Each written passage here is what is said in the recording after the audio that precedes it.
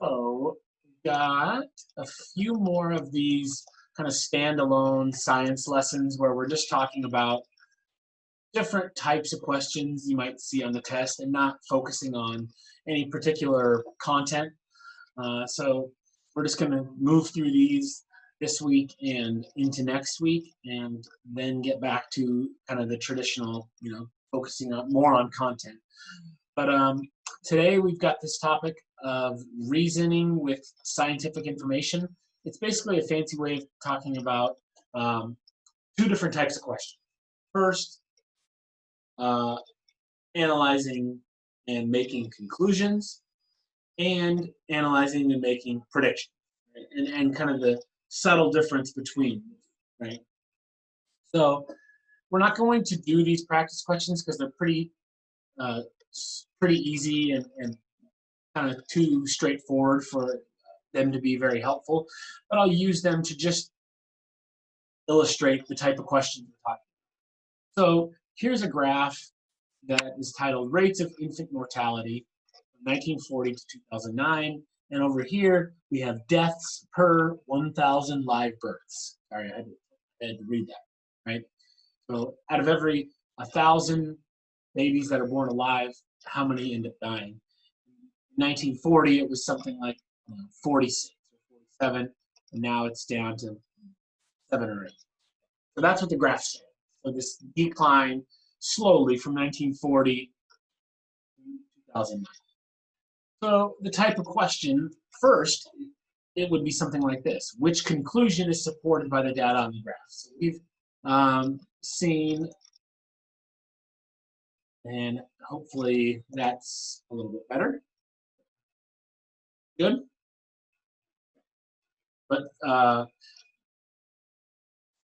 when it says which conclusion is supported by the data on the graph, we're supposed to look at the two conclusions and see, just based on this information, the information they've given us, what can we verify is true, right? And the key there is based on the information they give us, right? On all the GED tests, they like to throw out trick answers and get you to assume something that isn't directly mentioned, right? And so be careful with that when we're analyzing conclusions and whether or not they're supported. Now, this example happens to give us an easy choice because they give us one thing that's very clearly true and one thing that's very truly false, very clearly false, right? And so, again, looking at conclusions would be one type of question, and sometimes you might get questions that deal with whether or not a conclusion is supported, and sometimes you get the opposite. You get a question that says whether or not a conclusion is challenged or disproven based on the information, right? So you get both sides of the coin. Now, when we look at predictions are similar to conclusions in that they, sorry, I'm just trying to get it just right here. Predictions are similar to conclusions in that they're assumptions we make after the fact, right? After looking at the graph. But the difference with a prediction is it's more, it's less supportive, right? A prediction is something that we don't know whether it's going to be true or not. A conclusion is usually something that is verifiably true based on the information, or very likely to be true. Prediction is just the best that we can tell what will happen in the future, right? So a prediction is more of a stretch. And so you'll get questions that deal with predictions also, right? And so all you can do with questions that deal with predictions are read the passage, if there's a passage, examine the visual aid, and just look at whatever trends you find, and whatever seems likely is the best answer, right? That's all you can do. So I'm going to scroll down and look at these questions, and you won't be able to see the graph, but just to kind of give you an idea, you might get a question along the lines of this. which of the following predictions based on the graph above, right? So you'll get two options, right? And you're asked to see, based on the graph and the trend that we see, what is likely to be true, right? Which prediction is most likely to come true? So, surprise, surprise, we're going to scroll down and I'm going to look at some questions that deal with exactly those two things, right? We've got 4 questions, I believe. Yeah, 4 questions. 2 of them deal with conclusions. 2 of them look at predictions. Okay, so let's go through these and talk about them a little bit, and then whenever it is we get through these 4 questions, we'll call it in. So all 4 of these questions kind of have a lot of reading that goes along with it. So if you are somebody that wants to read them yourself and then come back and answer the question, just mute me or turn me off. But I will read them regardless, okay? Just in case you're having trouble seeing them. So number 1 talks about inertia, and it says inertia causes an object to resist change in its state of motion. In other words, inertia causes an object at rest to resist any attempt to set it in motion. Similarly, inertia causes an object in motion to resist any attempt to stop its motion. Objects with greater mass have greater inertia. Okay, so all that's just a fancy way of talking about Newton's first law of physics, right? An object at rest tends to stay at rest. An object in motion tends to stay in motion. The bigger the object is, or the more mass it has, the harder it is to either put it in motion or stop it if it's in motion, right? So think about, if something, let's take the example of a bike versus a truck, right? If the bike and the truck are both standing still, it's a lot easier to push the bike and start to get it to move. Whereas to push the truck by hand, right, without using the engine, right, just start pushing it, get it to move, it's going to take a lot more inertia because it's got a lot more mass. Likewise, if they're both moving, right, it's going to be a lot easier to stop a bike than it is going to be to physically stop a truck, right? That's all it's explaining. So the question gives us these 2 different objects, a brick and a block of wood. It says the brick has a mass of 100 grams, and the block of wood has a mass of 70 grams. So the brick has more mass than the block of wood. Sounds logical.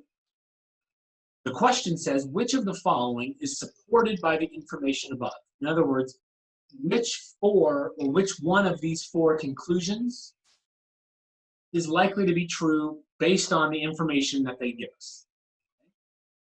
A, it would require more effort to break the brick than to break the block of wood. B, if both objects were currently sitting still, it would require more effort to push the block of wood across the floor than it would to push the brick across the floor. C, if both objects were currently sitting still, it would require more effort to push the brick across the floor than it would to push the block of wood across the floor. Or D, the brick would absorb water more readily than would the block of wood. All right, so a lot of words, very long answers.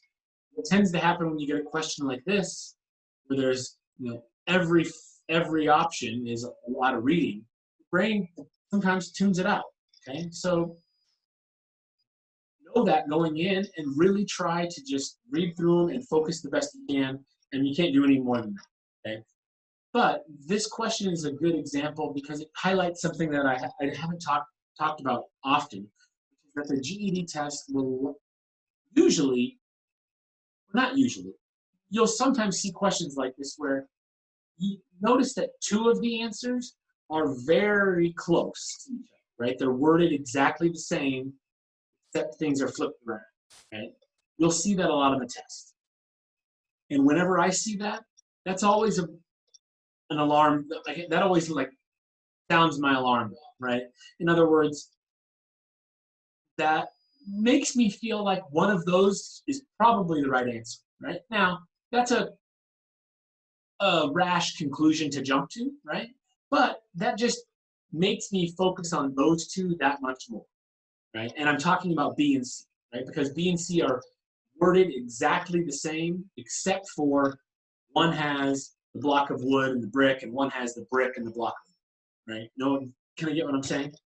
So first, just to make sure that I'm not wrong, you know, I'm going to look at A and D briefly. But the problem with A and D, or the problems, A talks about breaking the brick versus breaking the block of wood.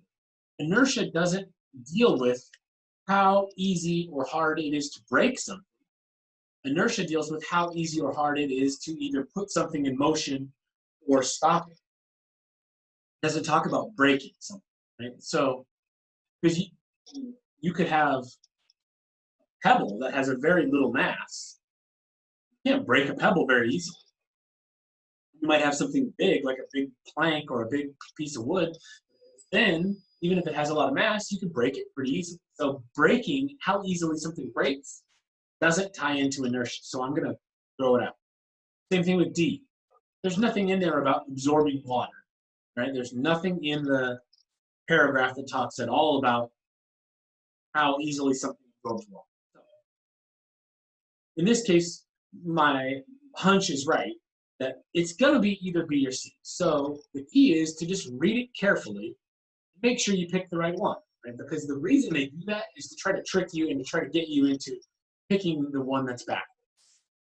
So remember, if something has more inertia, it's going to require more effort to push it across the room, which is the example they give here, right?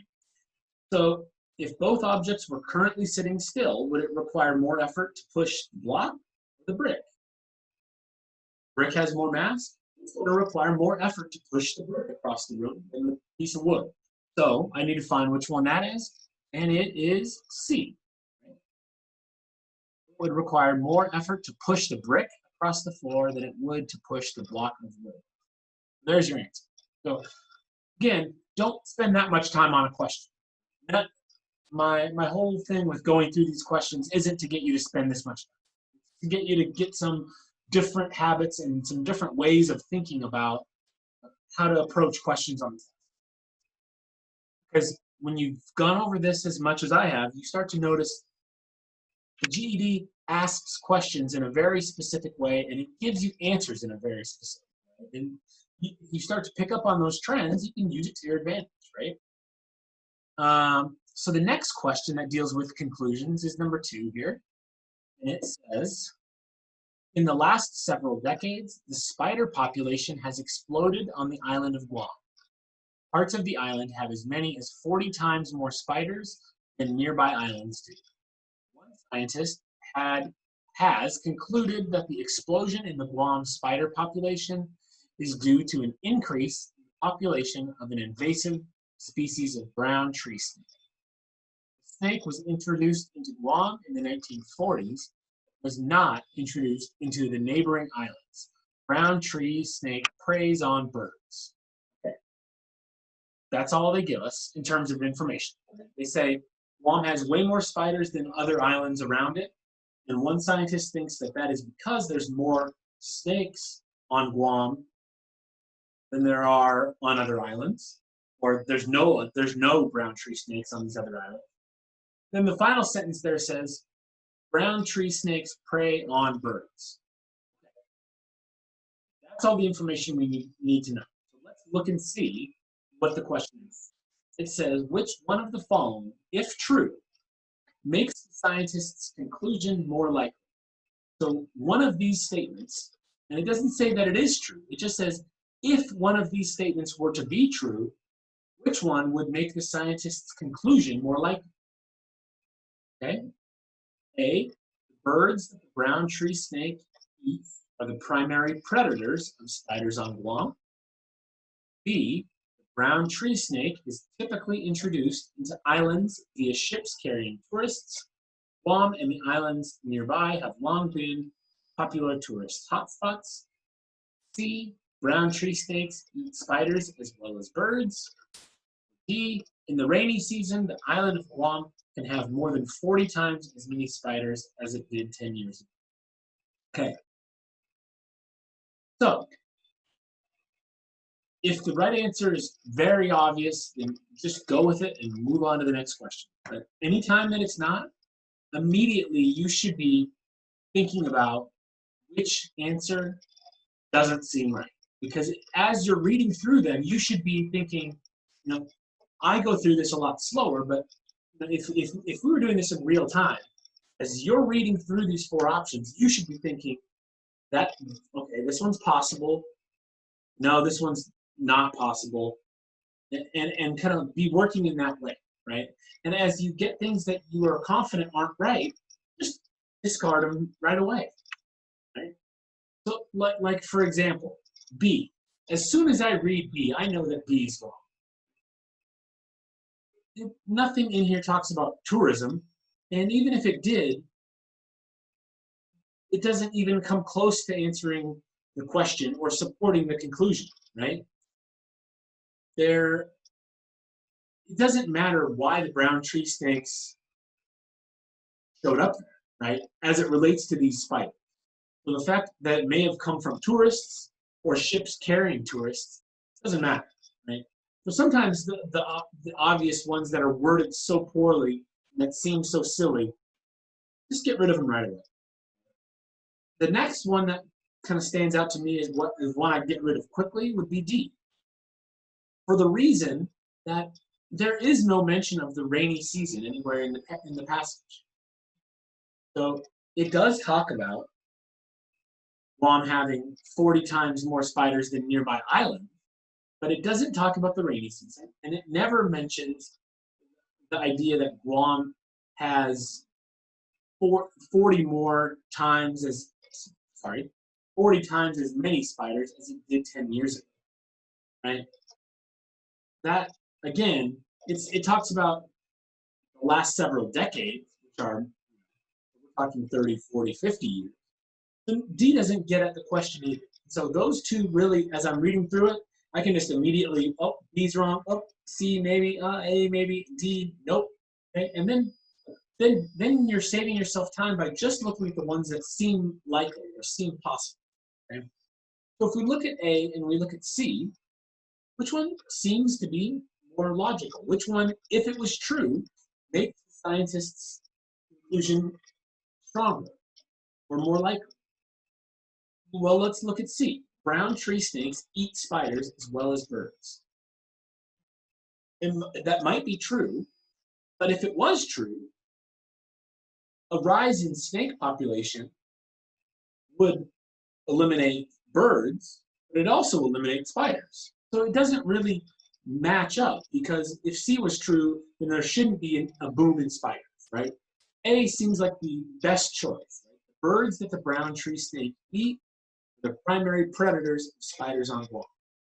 If the birds, and this would have been a good question to go over when we talked about food webs and food chains, but regardless. So A is saying if the birds that eat the spiders are being killed by the snakes, then there's fewer birds to eat the spiders. Therefore, there are more spiders, right? A, if it were true, makes the conclusion more logical. All right, let's look at number 3 and 4. And I'll go through these a little bit. Sometimes I get carried away with going through questions, and I don't mean to go too slowly. Hopefully some of this is helpful, and you can take some of this to use yourself on the test. All right, let's look at number 3. So both 3 and 4 deal with the same passage, so that's good. I don't have to read 2 separate passages. So this one talks about melting ice sheets. So it says melting ice sheets in Greenland and Antarctica have the potential to contribute significantly to rising sea levels in the next century. Some ice sheets melt more quickly than others, and scientists have wondered why. A team of researchers recently used data from both satellites and radar to study the composition of many of the ice sheets in Greenland and Antarctica. found that some of the ice sheets formerly thought to sit on rock actually sit on water. This finding could be significant because it may be the case that ice sheets sitting on water tend to melt more quickly than those sitting on rock. Okay? Now, these questions deal with predictions. So question 3 says, which of the following is a prediction scientists might make based on the information above? Okay? So, just as kind of an exercise in practicing, as I'm reading through it, lump these into 2 categories. Do they seem like they could be true, or do they seem like they are clearly false, right? Try to put 2 in one bucket and 2 in the other. A, if large areas of ice sheets sit on rock, rising of sea levels may proceed more quickly than had previously been predicted. B, if large areas of ice sheets sit on water, the rising of sea levels may proceed more quickly than had previously been predicted.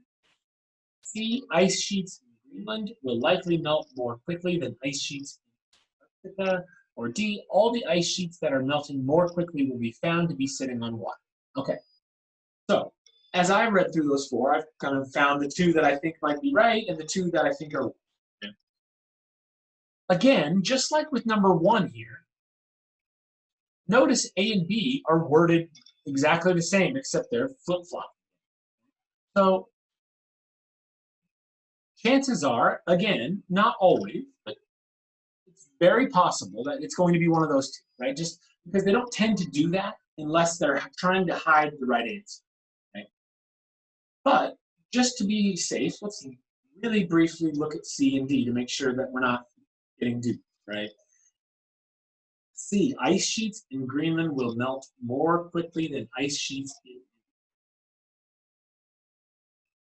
There's no information in the paragraph that gives us the amount of information needed to know if that's true, right? It doesn't talk about where things melt faster in terms of location. It talks about the likelihood that ice that sits on top of water melts faster than ice that sits on top of rock. That's all it talks about in terms of how quickly things melt.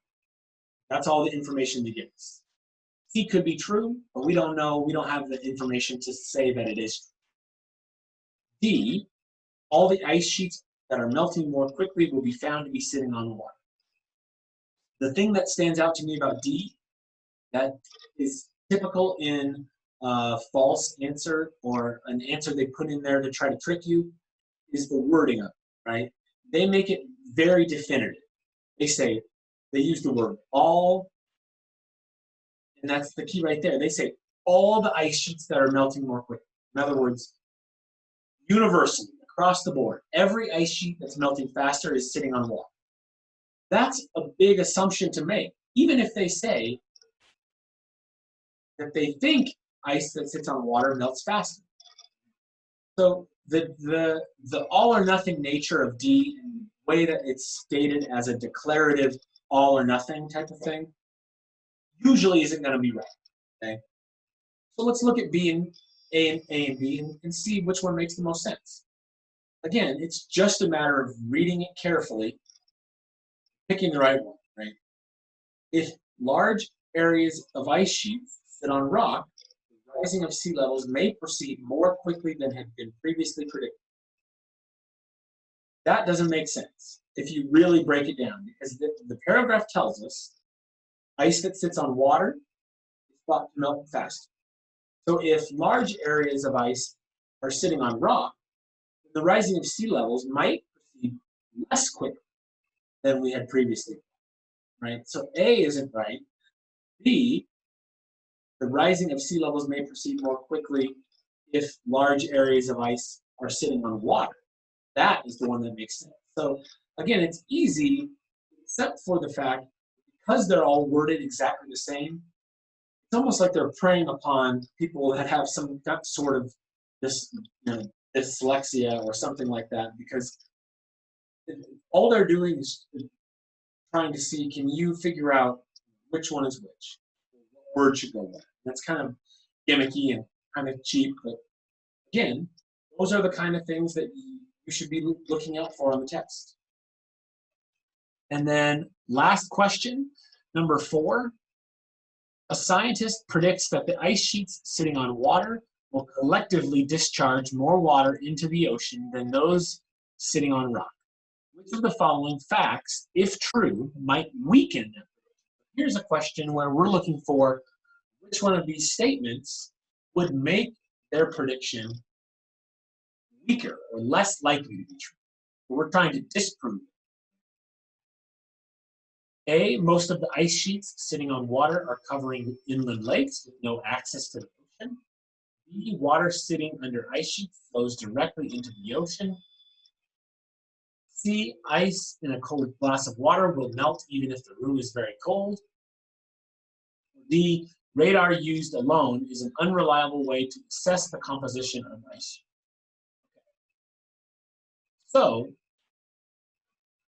I'm throwing out C and D right away. Ice in a glass doesn't even seem like it's in the same ballpark of kind of what we're looking for. So that's an easy one. Same with D. Radar used alone is an unreliable way to assess the composition of ice sheets. That's not necessarily a fact, but if it were true, it doesn't necessarily weaken the prediction.